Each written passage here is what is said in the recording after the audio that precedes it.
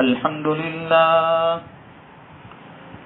لله نحمده ونستعينه ونستغفره ونؤمن به ونتوكل عليه ونعوذ بالله من شرور أنفسنا ومن سيئات أعمالنا من يهده الله فلا مضل له ومن يضلله فلا هادي له ونشهد أن لا إله إلا الله وحده لا شريك له ونشهد أن سيدنا وسندنا ونبينا وحبيبنا ومولانا محمدا عبده ورسوله أما بعد فأعوذ بالله من الشيطان الرجيم بسم الله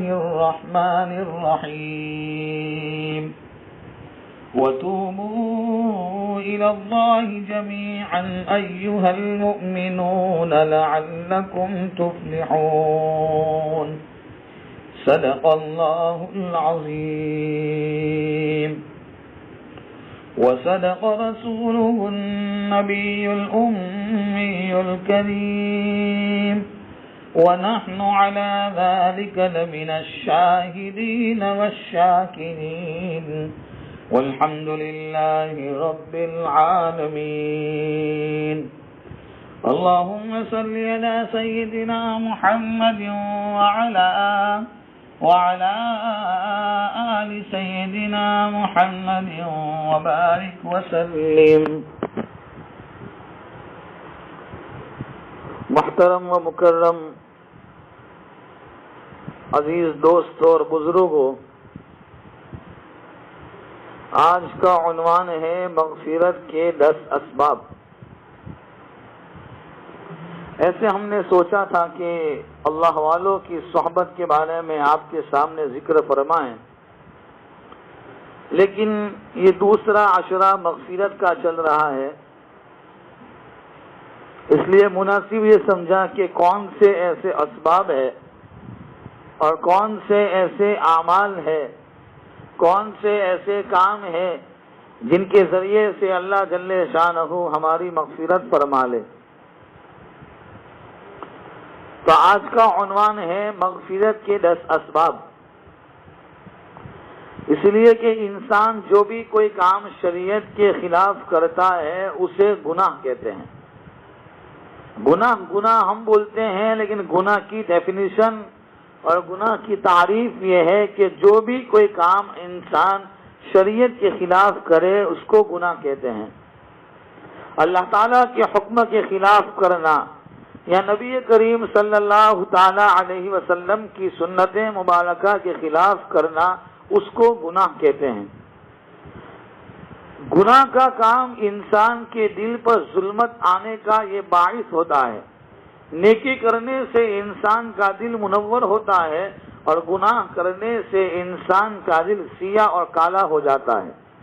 اگر وہ گناہوں پہ گناہ کرتا رہے تو پھر یہ دل اتنا سیاہ اور اتنا کالا ہو جاتا ہے کہ قرآن کریم میں فرمایا ظلمات بعضها فوق بعض، کہ ظلمتوں کے اوپر ظلمتیں، اندھیروں پر اندھیرا، دل بالکل سیاہ اور کالا ہو جاتا ہے، سخت ہو جاتا ہے. چنانچہ گناہوں کے کچھ اثرات ہیں جن میں سے ایک اثر یہ ہے کہ گناہ انسان کے دل کو پریشان رکھتا ہے. کوئی آدمی کتنے ہی کامیاب طریقے سے گناہ کیوں نہ کرے، یعنی انسان گناہ کرنے کے لیے اپنے آپ کو ایسی جگہ پر لے جائے جہاں اس کو کوئی دیکھنے والا نہ ہو، کوئی روکنے والا نہ ہو، کوئی اس کو ٹوکنے والا نہ ہو، کوئی اس کو منع کرنے والا نہ ہو، اور تمام کامیابیوں کے راستے سے وہ گناہ کا کام کرے، پھر بھی گناہ کا اثر یہ ہے اور اس کی خاصیت یہ ہے کہ اس کے دل کو وہ پریشان کرتا ہے. یہ گناہ اس کے دل کو پریشان رکھے گا. یہ ایک روگ ہے، یہ ایک بیماری ہے جو انسان اپنے دل میں پال لیتا ہے. جس کی وجہ سے دلوں کا سکون اور چین ختم ہو جاتا ہے۔ وہ نوجوان بچے جو غیر کے ساتھ متعلق ہوتے ہیں اور انوالو ہوتے ہیں، آپ ان کی زندگیاں دیکھیں، نہ ان کو سکون ہے، نہ راتوں کی نیند ہے، نہ ان کو کسی سے بات کرنے کا وقت ہے۔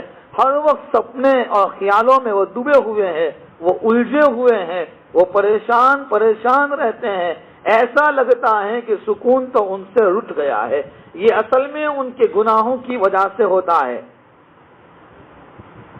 اسی لیے آدمی کتنی بھی کامیابیوں کے راستے سے گناہ کا کام کرے، لیکن گناہ کی خاصیت، اس کا اثر یہ ہے کہ وہ اس کو پریشان کرتا ہے۔ کتنے لوگ ہیں دنیا میں جن کو اللہ جل شانہ نے مال و متاع اور دنیا کی عیش و عشرت اور ہر نعمت سے ان کو نوازا، وہ ایئر کنڈیشن کمروں کے اندر کمبل میں لپٹے ہوئے ہوتے ہیں، نرم گدے ہوتے ہیں، مگر ان کو نیند نہیں آتی، کروٹیں بدلتے رہتے ہیں، نیند کی گولیاں کھاتے ہیں، پھر بھی ان کو نیند نہیں آتی، کیونکہ وہ جو چاہتے ہیں کھاتے ہیں، پیتے ہیں، جہاں چاہتے ہیں سوتے ہیں، لیکن یاد رکھو دل ان کا پریشان ہے۔ اس کی وجہ یہ ہے کہ دلوں کے سکون کا تعلق نیکی کے ساتھ وابستہ ہے۔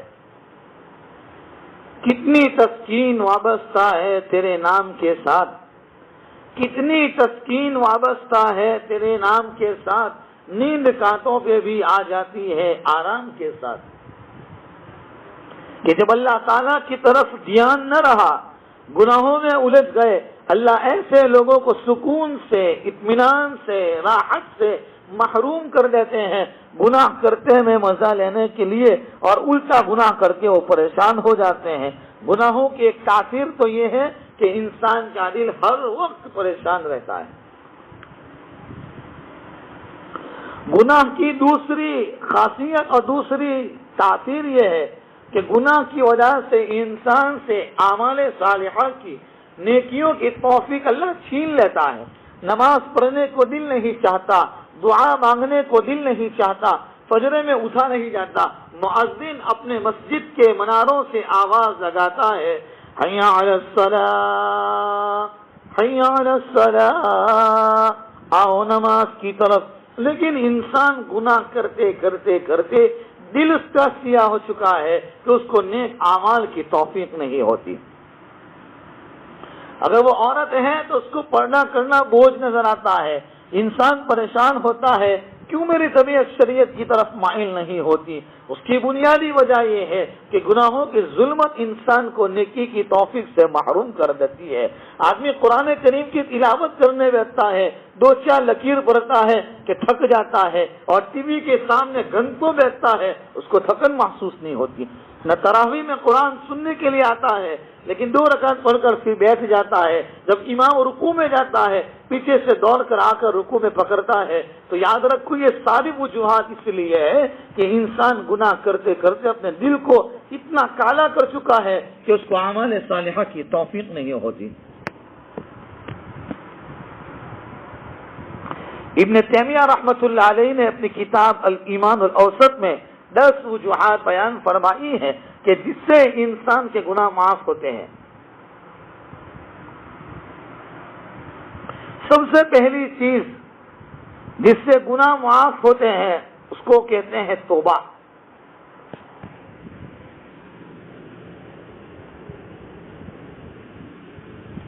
کہ توبہ کے ذریعے سے انسان اپنے گناہوں کو معاف کروا سکتا ہے۔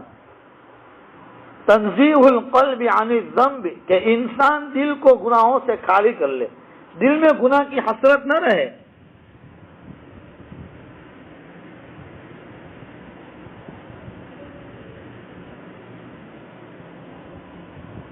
دل میں گناہ کی چاہت نہ رہے، دل پاک ہو جائے۔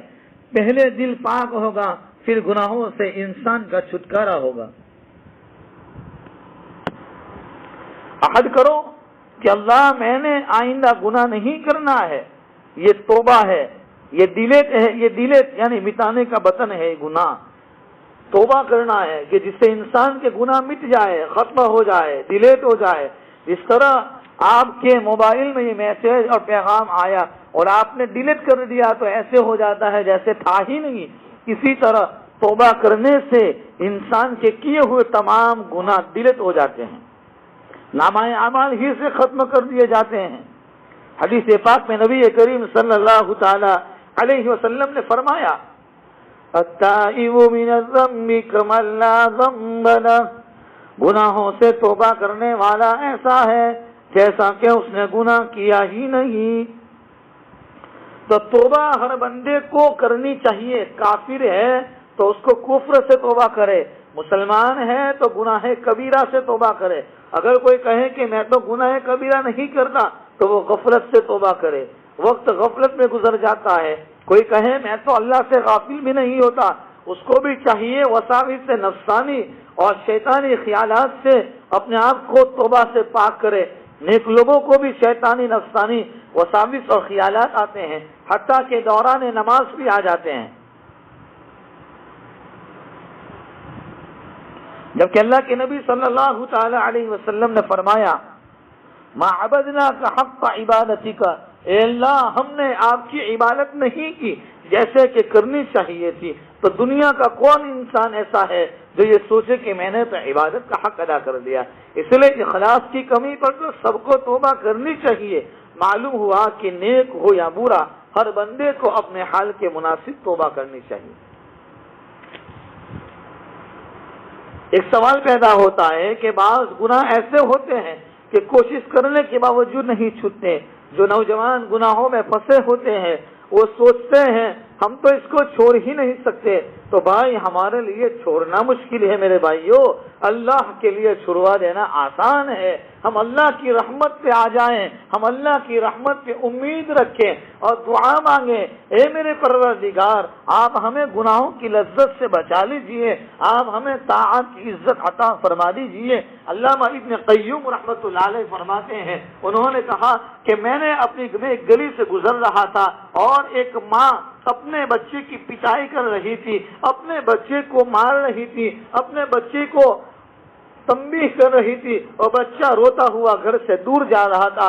تھوڑی دیر کے بعد وہ بچہ اپنے گھر کی چوکھٹ اور دہلیز پر آتا تھا، ماں سر بگا دیتی تھی۔ ایک مرتبہ ماں سو گئی اور رات کو ماں نے اپنا گھر کا دروازہ کھولا، اپنے لختے جگر کو اور اپنے نور نظر کو اپنے بچے کو اپنے گھر کی دہلیز پر سویا ہوا پایا، اپنے سینے سے لگا لیا۔ بچے نے کہا ماں تو مجھے کتنی بھی میری پٹائی کر لے، میں کہیں چلا جاؤں گا، مجھے کھانے کی چیزیں مل جائے گی، مجھے پینے کی چیزیں مل جائے گی، لیکن اے میری ماں تیری ممتا نہیں مل سکتی، تیری محبت نہیں مل سکتی، تیرا تعلق نہیں مل سکتا، تیرا عشق نہیں مل سکتا، تیری مہربانی نہیں مل سکتی۔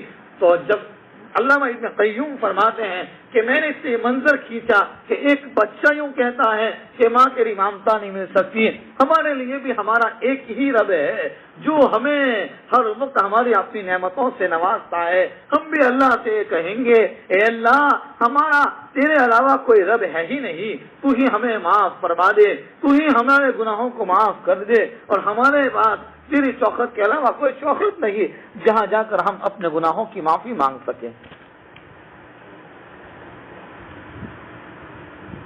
تو آدمی اللہ کے در پر آ جائے، آدمی اللہ سے سچے دل سے توبہ کر لے۔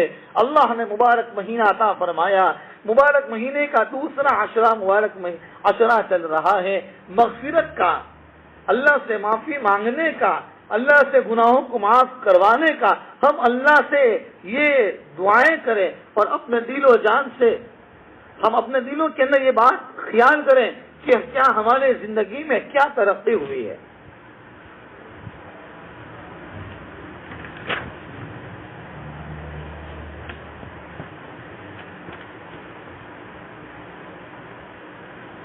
تو توبہ کرنا یہ ہر انسان کے لیے ضروری ہے کہ آدمی سچے دل سے توبہ کرے۔ ایک فقیر اور ایک کافر اور مشرک آدمی جو 70 سال کا پاپی اور نافرمان جو بتوں کو پوجتا رہا، ایک مرتبہ غلطی سے اللہ کا نام نکل گیا اور سمجھ نکل گیا، غیب سے آواز آئی بول بندے میں حاضر ہوں۔ تو پھر جب اللہ جل شانہ اس 70 سال کے پاپی کو معاف کرنے پر قادر ہے تو میرے بھائیو، اگر ہم ایمان والے ہیں، ہم کلمے والے ہیں، ہم روزے دار ہیں، ہم قرآن کی تلاوت کرنے والے ہیں، ہم روزانہ اللہ کا نام لینے والے ہیں، ہم سچے دل سے اپنے گناہوں سے توبہ کریں گے، اللہ ہمارے گناہوں کو معاف کر دے گا۔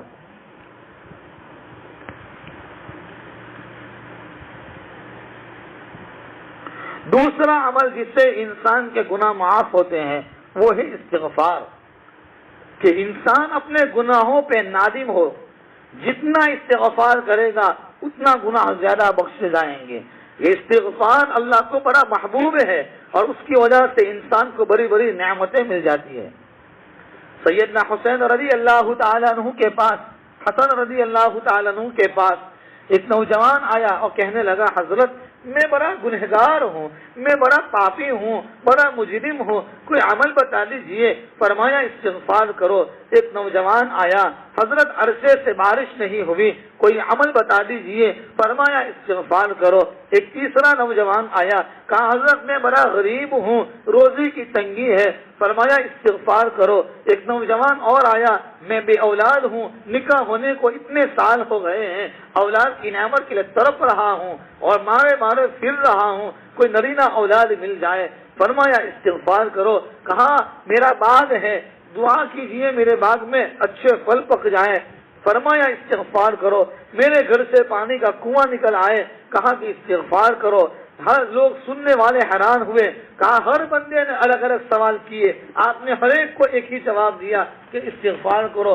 کہا کہ میں نہیں کہتا، قرآن میں اللہ نے فرمایا فَقُلْتُ اسْتَغْفِرُوا رَبَّكُمْ إِنَّهُ كَانَ غَفَّارًا يُرْسِلِ السَّمَاءَ عَلَيْكُمْ مِدْرَارًا وَيُمْدِدْكُمْ بِأَمْوَالٍ وَبَنِينَ وَيَجْعَلْ لَكُمْ جَنَّاتٍ وَيَجْعَلْ لَكُمْ أَنْهَارًا۔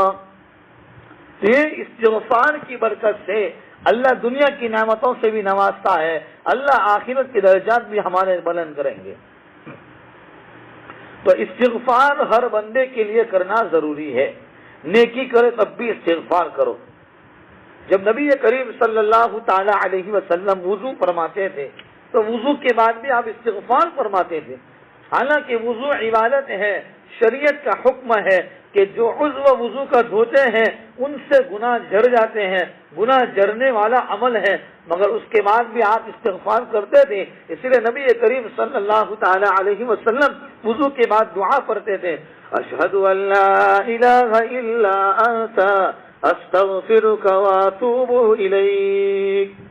نماز کتنی بہترین اور کتنی عظیم الشان عبادت، جامع العبادت، کہ جو آدمی پابندی سے نماز پڑھتا ہے اللہ اس کے گناہ اس طرح مٹاتے ہیں جس طرح 5 مرتبہ غسل کرنے والے کے بدن سے میل ختم ہو جاتا ہے۔ لیکن نماز کے بعد بھی نبی کریم صلی اللہ تعالی علیہ وسلم استغفار فرماتے تھے۔ حدیث پاک میں ہے اللہ کے نبی صلی اللہ تعالی علیہ وسلم جب سلام پھیرتے تھے تو فرماتے تھے اللہ اکبر، اور پھر 3 مرتبہ استغفار کرتے، استغفر اللہ استغفر اللہ استغفر اللہ۔ یہاں سوال ہوتا ہے کہ عبادت نماز جیسی اہم ترین عبادت ادا کی، پھر اس کے بعد استغفار کی کیا ضرورت تھی؟ علماء نے کہا کہ اے اللہ، اس کا مطلب یہ ہے کہ آدمی اپنی عاجزی اور اپنی انکساری اللہ کے سامنے بیان کرتا ہے کہ میں نے اپنی طرف سے عبادت تو کی مگر یہ اس معیار کی نہیں ہے، یہ اس درجے کی نہیں ہے جو آپ کی شان کے مطابق ہو، لہذا یہ عبادت آپ جیسی اب جیسی بھی ہے اس کو آپ رد نہ کیجیے، آپ اس کو قبول کر لیجیے۔ گویا کہ آدمی 3 مرتبہ استغفار پڑھ کر اللہ کے سامنے اپنی عاجزی بیان کرتا ہے، اپنی انکساری بیان کرتا ہے کہ اللہ تیری شان کے مطابق نماز تو نہیں پڑھی، جیسی بھی پڑھی میں نے ٹوٹی پھوٹی، لیکن اللہ تو اس کو قبول کر لے، تو اس کو منظور کر لے، تو اس کو شرف قبولیت عطا فرما دے۔ اسی لیے عبادات کے کرنے کے بعد بھی استغفار کرنا چاہیے، اور گناہوں سے ہو جانے کے بعد بھی آدمی کو استغفار کرنا چاہیے۔ انسان جو نیک عمل کرتا ہے ان کی وجہ سے اس کے گناہ معاف ہو جاتے ہیں. یہ تیسری چیز ہے کہ نماز سے گناہ دل جاتے ہیں، صدقہ و خیرات سے گناہ دور ہو جاتے ہیں، انسان نیکیاں کرتا ہے اس سے گناہ ختم ہو جاتے ہیں. الاسلام یہدم ما کان قبلہ، جو بندہ اسلام لے آتا ہے تو کلمہ پڑھنے سے پچھلی زندگی کے سارے گناہ معاف ہو جاتے ہیں. حج کرنے سے زندگی کے سارے گناہ معاف ہو جاتے ہیں. اللہ کے لیے ہجرت کری تو پچھلی زندگی کے سارے گناہ معاف ہو جاتے ہیں. بنی اسرائیل کی ایک فاحشہ عورت تھی، اس نے ایک پیاسے کتے کو دیکھا، اس نے اس کو پانی پلایا تو پیاسے کتے کو پانی پلانے پر فاحشہ عورت کے گناہوں کو اللہ نے معاف کر دیا. تو ہم بھی اللہ کے سامنے سچے دل سے توبہ کریں، سچے دل سے معافی مانگیں، اور ایک ایسی دل کے اندر ایسی کرن ہو، دلوں کے اندر ایک ایسی کیفیت پیدا ہو کہ آدمی سچے دل سے پختہ ارادے کے ساتھ اپنے آپ کو محتاج بنا کر، اپنے آپ کو عاجز اور مسکین بنا کر، کہ جس طریقے سے ایک فقیر مانگنے والا ہمارے گھروں کے دروازے پر آتا ہے اور محلے میں آواز لگاتا ہے اور اس کے مانگنے پر کوئی گھر سے نہیں نکلتا ہے، تو وہ اس کا چہرہ ایسا بنا لیتا ہے، اس کی شکل ایسا بنا لیتا ہے کہ اس کا پورا بدن اس بات کو بیان کرتا ہے کہ میں بہت عاجز ہوں، میں بہت مسکین اور محتاج بندہ ہوں، تم میری ضرورت کو پورا کرو. اسی طریقے سے آدمی دعاؤں میں، آدمی اللہ کے سامنے معافی مانگنے میں، آدمی اللہ کے سامنے توبہ کرنے میں اپنے آپ کی شکل کو ایسا بنا لے، اپنے آپ کو ایسا تیار کر لے کہ سر کے بالوں سے لے کر پاؤں کے ناخن تک ہمارے بدن کے ہر عضو سے عزت اور انکساری اور تواضع ٹپک رہی ہو، عبدیت ٹپک رہی ہو، تاکہ اللہ کو ہمارے مانگنے پر، ہماری شکل و صورت پر اور ہماری نقل و حرکت پر اللہ کی رحمت جوش میں آ جائے اور ہماری زندگی کی کایا پلٹ دے اور اللہ ہمارے گناہوں کو معاف کر دے. ہم تو مائل ہے بکرم کوئی سائل ہی نہیں، ہم تو مائل ہے بکرم کوئی سائل ہی نہیں، راہ دکھلاوے کسے راہ روے منزل ہی نہیں. اللہ کی رحمتیں بہانہ تلاش کرتی ہے، رحمت حق بہانہ می جوید، کہ اللہ کی رحمت اپنے بندوں کی مغفرت کے لیے بہانہ تلاش کرتی ہے، کہ اللہ کی رحمت انتظار میں ہوتی ہے کہ میرا بندہ کب میرے پاس آئے، کب وہ اپنے آپ کو اللہ کی طرف متوجہ کرے کہ اللہ زندگی کے سارے گناہوں کو اللہ معاف کر دے. تو اللہ سے سچے دل سے آج جو حالات ہیں اور جو کثرت اموات ہو رہی ہے اور جن حالات سے ہم گزر رہے ہیں، ان حالات میں زیادہ سے زیادہ استغفار کرنے کی ضرورت ہے، درود شریف کے اہتمام کی ضرورت ہے. درود شریف کے اوپر ایک بات یاد آ گئی، وہ آپ کے سامنے ذکر کر دوں. محمد ابن سلیمان الجزولی رحمت اللہ علیہ بہت بڑے اللہ کے ولی گزرے ہیں. ایک مرتبہ اپنے مریدین کے ساتھ کسی بستی سے گزر رہے تھے، ظہر کی نماز کا وقت ختم ہونے کے قریب تھا اور نماز ان کی باقی تھی. وہ تلاش کر رہے تھے کہیں پانی کا انتظام ہو جائے تاکہ وضو کر کے ظہر کی نماز ادا کر لوں. ایک جگہ پر دیکھا کہ پانی کا کنواں ہے، پانی اندر موجود ہے لیکن پانی نکالنے کے لیے ڈول رسی نہیں ہے. تو چاروں طرف دیکھ رہے تھے. ایک 10 سال کی معصوم سی لڑکی دور سے سارے منظر کو دیکھ رہی تھی. محمد ابن سلیمان الجزولی کے پاس آئی اور کہنے لگی، بڑے میاں آپ بہت پریشان نظر آتے ہو، کیا بات ہے؟ کہا کہ معصوم بچی، بات اصل میں یہ ہے کہ میری نماز ختم قضا ہونے کے قریب ہے، نماز کا وقت نکل جائے گا اور مجھے ظہر کی نماز ادا کرنا ہے.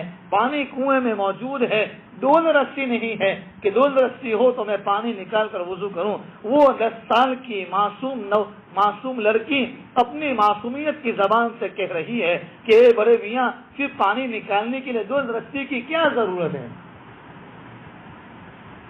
کہا کہ ڈول رسی کی ضرورت نہیں، جان تو پھر تو اپنا کام کر. کہا کہ دیکھو، اس نے اپنا لعاب دہن اور اپنا مبارک تھوک اس پانی میں ڈالا اور پانی نیچے سے اچھل کر کنویں کے کنارے پر آ گیا اور پانی نکال کر انہوں نے وضو کیا، ظہر کی نماز ادا کر لی۔ نماز کے بعد اس بچی کے گھر گئے اور پوچھا، بچی معاملہ عجیب ہے کہ تیرے ایک تھوک کی وجہ سے اور تیرے لعاب دہن کی وجہ سے یہ پانی اوپر آ گیا، آخر بات کیا ہے؟ وہ کہنے لگی، بڑے میاں بات اصل یہ ہے اور راز کی بات یہ ہے کہ میری ماں جب تک رات کو مجھے سونے نہیں دیتی ہے، جب تک کہ میں روزانہ 1000 مرتبہ درود شریف کا نذرانہ میں پیارے محبوب صلی اللہ تعالی علیہ وسلم پر جب تک کہ 1000 مرتبہ درود شریف کا نذرانہ پیش نہ کر دوں۔ اس درود شریف کی برکت ہے کہ اللہ نے میرے اندر وہ تاثیر رکھی ہے۔ ہم سوچیں کہ درود شریف کی برکت سے کتنے مسائل حل ہو جاتے ہیں۔ محمد ابن سلیمان الجزولی رحمۃ اللہ علیہ نے اپنی زندگی میں تھام لیا کہ اب مجھے زندگی کا بقیہ حصہ درود شریف کی جمع کرنے میں گزاروں گا، یہاں تک کہ پھر انہوں نے اپنی زندگی کے بقیہ ایاموں کو اور بقیہ گھڑیوں کو درود شریف کی جمع کرنے میں گزارنا شروع کیا، اور انہوں نے کتاب لکھی دلائل الخیرات کے نام سے، اور وہ دلائل الخیرات کے بارے میں اخبار مشہورہ میں سے علماء کا کہنا ہے کہ جو آدمی اس کتاب کو پابندی کے ساتھ پڑھ لیتا ہے، اللہ کے نبی صلی اللہ تعالی علیہ وسلم کی زیارت خواب میں نصیب ہو جاتی ہے۔ تو درود شریف کے بہت سارے برکات ہیں۔ تو ہمیں ان موجودہ دور میں، ان حالات میں استغفار کی کثرت کرنے کی ضرورت ہے، صدقہ و خیرات دینے کی ضرورت ہے، درود شریف کا اہتمام کرنے کی ضرورت ہے۔ ہم سب آج کی مجلس میں یہ عزم مصمم اور یہ پختہ ارادہ کریں کہ انشاءاللہ روزانہ انشاءاللہ آج سے 1000 مرتبہ درود شریف پڑھیں گے انشاءاللہ۔ اللہ تعالی ہماری آج کی اس مختصر سی مجلس کو اپنے فضل سے قبول فرمائے۔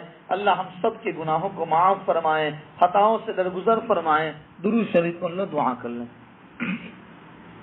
بسم اللہ الرحمن الرحیم، سبحانک اللہم وبحمدک وتبارک اسمک وتعالی جدک ولا الہ غیرک، اللہم لک الحمد کلہ ولک الشکر کلہ والیک یرجع الامر کلہ، اللہم صل علی سیدنا محمد وعلی آل سیدنا مولانا محمد وبارک وسلم۔ اے اللہ گناہوں کو معاف فرما، خطاؤں سے درگزر فرما، سیئات کو حسنات سے بدل فرما۔ اے اللہ تیری رضا والے کام کرنے کی توفیق عطا فرما۔ اے اللہ جتنے لوگ دنیا سے جا چکے ہیں ان تمام جانے والوں کی مغفرت فرما۔ اے اللہ جو ہمارے گاؤں میں بھی 2 امواتیں ہوئی، اے اللہ صبح میں بہن کا انتقال ہوا اور ابھی ان کے بھائی کا انتقال ہو چکا، اے اللہ یہ سب تیرے ہی حکم سے ہیں۔ اللہ ان دونوں کی مغفرت فرما، ان کی قبر کو نور سے منور فرما، جنت الفردوس میں اعلیٰ اور بالا مقام عطا فرما، ان کے گھر والوں کو صبر جمیل عطا فرما، پریشان حالوں کی پریشانیاں دور فرما، تمام بیماروں کو شفائے کاملہ عاجلہ مستمر عطا فرما۔ اے اللہ تیری رضا نصیب فرما، ہم سب کو سچے دل سے توبہ کرنے کی توفیق عطا فرما، ہم سب کی مغفرت فرما۔ اے اللہ مبارک مہینے کا دوسرا عشرہ مغفرت کا چل رہا ہے، اے اللہ اپنے فضل سے ہماری مغفرت فرما، ہمارے حال پر رحم فرما۔ اے اللہ ہمیں اپنی رحمتوں سے مالا مال فرما۔ اے اللہ ہماری دعاؤں کو اپنے فضل و کرم حبیب پاک صلی اللہ تعالی علیہ وسلم کے صدقے میں قبول فرما۔ اللہم صلی علی سیدنا محمد وعلی آل سیدنا مولانا محمد وبارک وسلم۔ ربنا تقبل منا انک انت السمیع العلیم وتب علینا انک انت التواب الرحیم برحمتک یا ارحم الراحمین۔